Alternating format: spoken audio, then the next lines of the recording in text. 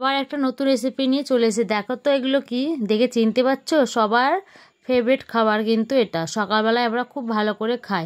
তাহলে চলুন রেসিপিটা একবার বানিয়ে। নমস্কার বন্ধুরা, কেমন আছেন? আশা করি সবাই খুব ভালো আছেন। আজকে সামান্য দুটো ডিম দিয়ে সবার বাড়ি শুদ্ধ লোকে খেতে পারবে এমন একটি রেসিপি নিয়ে চলে এসেছি। দেখো রেসিপিটি, দুটো ডিম আর একটা সেদ্ধ আলু দিয়ে ভালো করে গ্রেট করে নেব। তার মধ্যে সামান্য পরিমাণে আদা বাটা, পেঁয়াজ কুচি, লঙ্কা কুচি, 2 চামচ বেসন, হলুদ, লবণ দিয়ে ভালো করে ব্যাটারটাকে মেখে নিতে হবে। ভালো করে কচলে মেখে নিয়ে মাখা টাকা হয়ে গেলে এটা গোল গোল করে বলের মতো শেপ দিয়ে করে নিতে হবে। দেখো আমি এখানে বলের মতো শেপ দিয়ে নিয়েছি। এবার অন্য একটা বাটিতে ময়দা গুলে নিয়ে ওটাকে কোট করে আমরা সেটা গরম কড়াইয়ে তেল বসিয়ে দিয়েছি, সেটাকে এবার ভেজে নেব।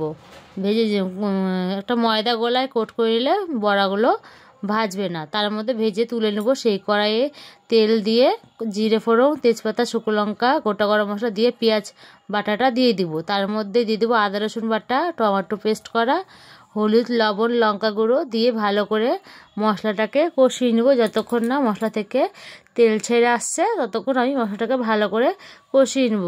কষানো হয়ে গেলে এর মধ্যে দিয়ে দেবো একটু ভাজা মশলাটা দিয়ে একটু কষিয়ে নিয়ে তার মধ্যে দিয়ে দেবো জল, পরিমাণ মতো গরম জল দিয়ে দিয়েছি।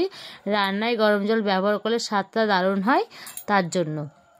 তারপর ভেজে রাখা বলগুলো দিয়ে বেশ কিছুক্ষণ নাড়াচাড়া করে ফুটে নিলে আমাদের ডিমের পকোড়া কারি রেডি।